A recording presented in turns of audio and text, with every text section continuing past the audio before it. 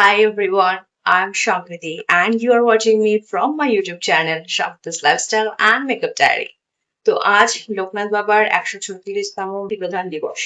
তো আজ বাড়িতে একটা ছোট্ট করে পুজো আছে, যদিও সেটা মাই করছে, ঠাকুরমশাই ডেকে পুজো নয়। সকাল থেকে মা উঠে রান্না বান্না সব করে ফেলেছে, তখন আমি ঘুমোচ্ছিলাম, সো সেই সমস্ত ক্লিপিংস নেওয়া হয়নি। এখন আমি পুরো রেডি হয়ে গেছি, দেখতেই পাচ্ছ, কমপ্লিটলি রেডি, চান টান করে একদম শাড়ি টাড়ি করে রেডি। এখন আমি ফল টল কাটবো, তারপরে পুজো হচ্ছে শুরু হবে, তারপরে কিছু গেস্ট আসবে। চলো আজকে কি কি করলাম সবটাই শেয়ার করবো, যতটুকুনি পারবো, মনে থাকবে ক্লিনিক্স নেওয়ার কথা ততটুকুনি শেয়ার করবো। টু বি অনেস্ট, আজকে ভাবিনি আমি ব্লগ করবো, হঠাৎ করে আমি স্নান টান করে একটু শাড়ি টাড়ি পরে পরে ভাবলাম যে না একটু ব্লগ করি, রেডি টেডি হয়েছি তো। যাই হোক, তো কি কি করছি চলো ছোট ছোট ক্লিপিংস নিয়ে একটু শেয়ার করেই দেবো তোমাদের সাথে।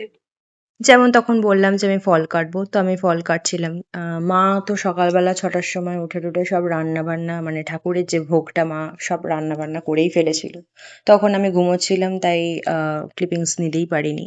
তো এখন আমি সব ফল কাটছি ঠাকুরকে দেওয়ার জন্য, লোকনাথ বাবার জন্য, তারপর বাড়ির ঠাকুরের জন্য। ফল টল কেটে আমি দুভাগে রাখছি, লোকনাথ বাবার আলাদা করে আর বাড়ির ঠাকুরের একটা জায়গায়। তো সেই ফল টল কেটে আমি রেডি করে বাবানকে দিচ্ছি। বাবান পুজোটা করেছে কমপ্লিটলি, বাবান মানে আমার বাবা। বাবান পুজোটা কমপ্লিটলি করেছে। তো আমি সমস্ত ফল টল কেটে রেডি করে দিয়েছি, আর মা ভোগটা থালায় বেড়ে দিয়েছে, আর বাবান সেটা নিবেদন করেছে। আমার ফল কাটা হয়ে গেছে, এইবারে মা ভোগ বাড়বে সেটা, তারপর ঠাকুরকে নিবেদন করার আগে অবশ্য মা বাবানকে ফলটা দিয়ে দিয়েছিল যাতে বাবান ফলটা নিবেদন করে দিতে পারে, এই যে। তারপরে আবার মা ভোগটা বাড়তে শুরু করেছিল। ভোগটা বাড়া কমপ্লিট হয়ে যাওয়ার পর মা তারপরে মিষ্টিটার, লোকনাথ বাবা যেই যেই মিষ্টিগুলো পছন্দের বা যেটুকু আমরা করতে পেরেছি, সব তো সম্ভব নয় আমাদের দ্বারা, ভগবানের ঊর্ধ্বে তো আমরা কিছুই করতে পারি না। তো যেটুকুনি আমাদের সামর্থ্য সেটুকুনি করার চেষ্টা করেছিলাম। তো তারই মধ্যে যেগুলো ওনার পছন্দের সেটুকুনি করার চেষ্টা করেছি। তো সেইগুলোই মা সাজিয়ে দিচ্ছেন। তারপর সেটাও নিবেদন করা হয়ে গেলে বাবান পূজাটা পুরো কমপ্লিট করে, নিবেদন করার পর বাবান পুরো পুজোটা কমপ্লিট করে নিয়েছিল। তারপর একে একে গেস্টরাও আসতে শুরু করেছিল। এরই মাঝে তোমাদের সাথে আমি পুরো ঠাকুরের জায়গাটার ভিডিও ক্লিপটাও শেয়ার করছি। এই যে ঠাকুরের জায়গাটা, খুব সুন্দর করে সাজিয়েছিল বাবান, এত সুন্দর করে সাজিয়েছিল মানে কি বলবো, পুরো ভক্তি ভরে সাজিয়েছে। এরপরই দেখাচ্ছি কি কি প্রিপারেশন হয়েছিল। এই যে সমস্ত প্রিপারেশন এখানে তোমাদের সামনে তুলে ধরলাম। এরপরে আসছি ঠাকুর ঘরটা কিরকম লাগছে, এই যে ঠাকুর ঘরটা আমাদের। তারপর আমি একটু ফুল দিয়ে দিচ্ছিলাম লোকনাথ বাবার কাছে। তার আগে অবশ্য আমার পুজো হয়ে গেছিল, এরপরে আমার কাকাই একটু প্রণাম করছিল। তারপরে কাকাইয়ের প্রণামের পর তারপরে সায়নী মানে আমার ভাইয়ের স্ত্রী, সেও একটু ধূপ পদ্ম ফুলটাও ফুটিয়ে দিয়েছিল।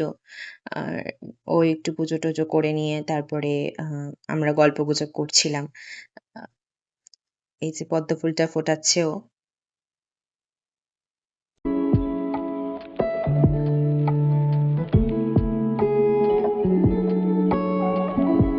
আজকের মতন পুজো শেষ, এবার গেস্ট টেস্ট এলে তাদেরকে প্রসাদ দেবো।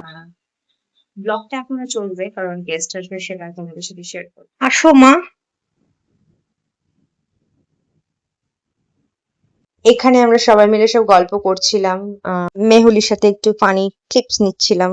তারপরে ও একটু ভিডিও কল করেছিল, ওর সাথে একটু গল্প করছিলাম। তারপরে এলো মামুনি, মামুনি এখন ঠাকুর প্রণাম করছে। তারপরে এসেছিল সীমা কাকিমা, আমার দাদা প্লাস দুশমান, আর তার মামাতো ভাই আর মাস্তুতো ভাই।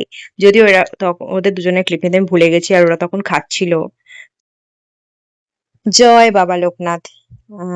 এই ব্লগটা এখানেই এন্ড করছি উইথ ভয়েস ওভার, কারণ গতকাল আমি ক্লিপস নিতেই ভুলে গেছিলাম, তাই ছবি দিয়েই এন্ড করছি।